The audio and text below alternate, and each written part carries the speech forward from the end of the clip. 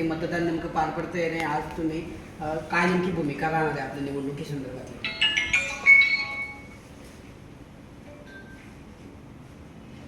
आणि लोक काय सांगणार? आज अचानक पत्रकार परिषद याच्यासाठी घेतली की काल मला आदरणीय बच्चू कडू साहेबांचा फोन आला होता आणि आदरणीय आमचे नेते शिंदे साहेबांचाही फोन आला होता आणि आप्पासाहेब तर माझे जुने मित्रच आहे. आप्पासाहेब, चंद्रकांत पाटील, आमदार साहेब सर्व मित्र आहेत, यांचे सुद्धा फोन झाले आणि यांनी सांगितलं की बा तुम्ही पाठिंबा द्या. म्हणजे कसं होईल की एक मैत्रीचं नातं जपलं जाईल, कारण नंदू भाऊ आमच्या सर्वांचे कॉमन मित्र आहेत, तेही आमचे मित्र आहेत. तर असं ठरलं की यांनी सांगितलं की बा तुम्ही पाठिंबा द्या. पण मी आप्पासाहेबांना शब्द दिला की मी पाठिंबा तर नाही देत, कारण पण मी थांबून जातो, कारण तुम्हाला सर्वांना माहीत असेल की आजची रात्र किती महत्त्वाची असेल या इलेक्शनसाठी. आणि आज रात्री जरी मी थांबलो तरी उद्या नंदू महाजन यांचा मार्ग पूर्ण मोकळा होतो. तर आप्पांच्या म्हणण्यावरती बच्चू भाऊ असतील, ते आमचे नेते आहेत, आदरणीय शिंदे साहेबांचाही फोन आला. यांचा सर्वांचा एक मैत्रीचं नातं माझ्यासोबत जुळलेलं आहे. मी यांच्याशी अशी जीत नाही करू शकत की नाही असं तसं, पण माझी मेहनतही खूप होती, मी खूप राबलोही, कामही केलं आणि मला विश्वासही होता. पण एक कुठंतरी मित्रांच्या शब्दाच्या बाहेरही जाता येत नाही. आणि नंदू भाऊंच्या माझे जवळपास सर्व कॉमन मित्रच आहेत, म्हणजे सोबतचे मित्र आहेत आम्ही. एक माझा मित्र होता, त्याने सांगितलं की साईबाबाचे दर्शन घ्यायला गेलो आणि एका भावाला तिकीट मागितलं तर 2 भावांना तिकीट भेटलं. असं म्हणजे जेव्हा 2 भाऊ उभे राहिले, पण सर्वांची भावना बघून आणि आदरणीय आप्पासाहेब असतील, आदरणीय शिंदेसाहेब असतील, आदरणीय बच्चू भाऊ असतील, यांचा सर्वांचा मान ठेवून मी थांबतो इथंच. माझी ॲक्टिव्हिटीज इथून बंद होऊन जाईल, कारण आज रात्रीचं जो प्लॅनिंग वगैरे ठरलेलं होतं ते सर्व रद्द करून मी थांबणार आहे आणि आता स्टॉप होईल. पण तुम्ही एकीकडे पाठिंबा का जाहीर करत नाही म्हणतात, एकीकडे म्हणतात नंदू मित्र आहेत, त्यांचा मार्ग सुकर होईल, थेट पाठिंबा का जाहीर करत नाही? पाठिंबा कसं असतं की ज्यांनी माझ्यावरती विश्वास टाकलेला होता, मला तोही विचार करावा लागतो. पाठिंबा सारखंच झालं ना. मी थांबलो म्हणजे काय, पाठिंबाच. मी थांबलो म्हणजे तोच विषय आला. जाहीर का करत? माझी ॲक्टिव्हिटीज जर सुरू झाली रात्रीतून तर त्यांना उद्या अडचण येईल, तर मला ते करायची नाही. मी थांबलो आहे. याबद्दल काही आश्वासन देण्यात आलं का तुम्हाला? काहीच आश्वासन नाही, काहीच विषय नाही. महायुती कुठे? काही परमेश्वराने मला काही कमी ठेवलेली नाही की कोणाच्या आश्वासनावरती मी चर्चा करेन. या कोणतीच कंडिशन ठेवून आम्ही राजकारणात करत नाही. कंडिशन हा आशीर्वाद शिंदे साहेब जे देतील पुढच्या फ्युचरमध्ये जीवनात जो त्यांचा आशीर्वाद राहील, तेच आमच्यासाठी पुढचे सगळा विषय आहे. महायुतीकडून म्हणजे म्हटलं होतं की गिरीश महाजन यांनी मला फोन केला होता मागे दिवशी आणि तुम्ही माघारी घ्या अशी विनंती केली होती. तुम्ही त्यांच्या शब्दाला मान दिला आणि मात्र एकनाथ शिंदेच्या शब्दाला मान दिला, काय सांगा? त्यावेळेस असं होतं की त्यांनी माघारीसाठी मला फोनही केला होता. मान गिरीश भाऊंचाही तेवढाच आहे जेवढा साहेबांचा आहे, तो विषय नाही आहे. मैत्री असते. मी अगोदरच बोललो होतो की गिरीश भाऊंशी संबंध तर सर्वांचीच असतात ना.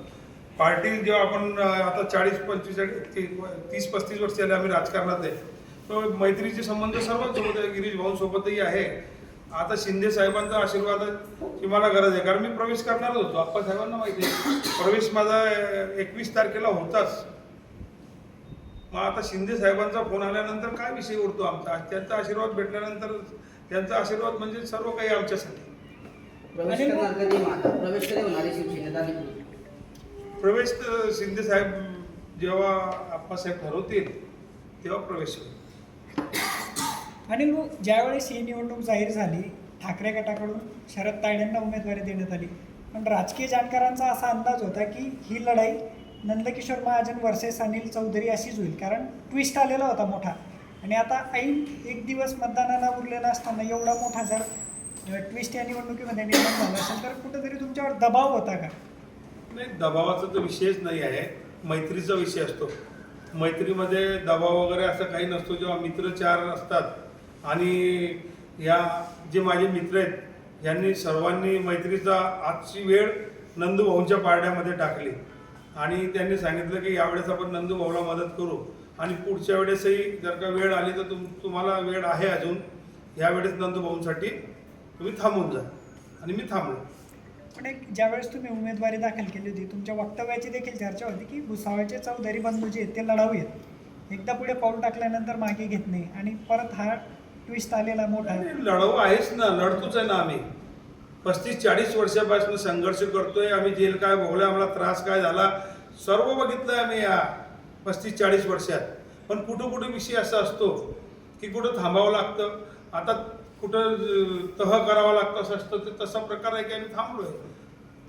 आणि या तळाची दुसरी बाजू काय आहे ती जरा खुलून सांगा ना. काय नाही, शिंदे साहेबांचा आशीर्वाद आहे. दुसरी बाजू कशा पद्धतीचा?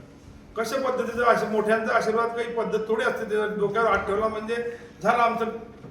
शिंदे साहेबांनी मागच्या काळात गिरीश भाऊंनी देखील हात ठेवला होता, मात्र उमेदवारी देखील नाकारली होती. मात्र यावेळेस काही आश्वासनं दिलीत का?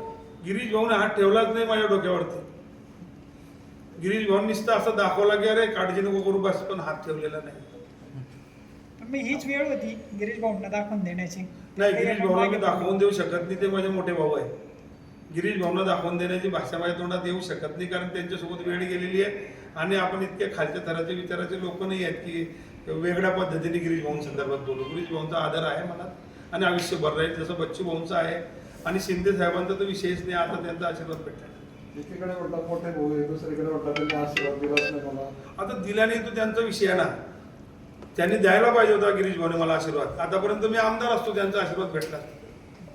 पण देताना असा आशीर्वाद दिला की माझ्याच मित्राला दिला, चंदू पटेल. तिचंही मी बोलू शकत नाही. म्हणजे मैत्रीमध्येच माझं असं सँडविच होत आहे, मला असं वाटतं.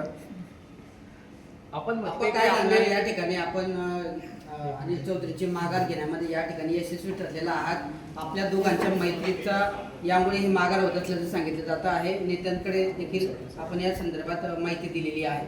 नाही, सगळ्यात महत्त्वाचा विषय की प्रहारचे नेते आदरणीय बच्चू भाऊ यांनी शिवसेनेत प्रवेश करून शिवसेनेकडून विधान परिषदेची आमदार म्हणून त्यांना निवड केलेली आहे.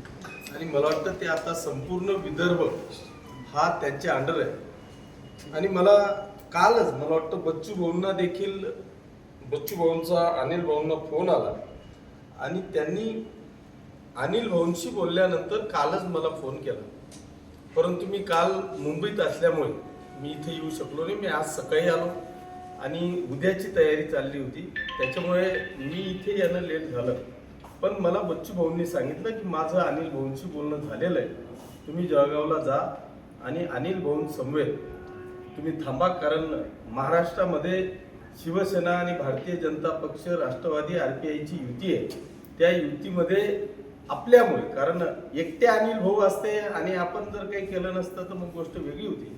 पण ते आता प्रहारचे सदस्य आहेत आणि प्रहारचे सदस्य असल्यामुळे त्यांचा देखील शिवसेनेत प्रवेश होणार आहे.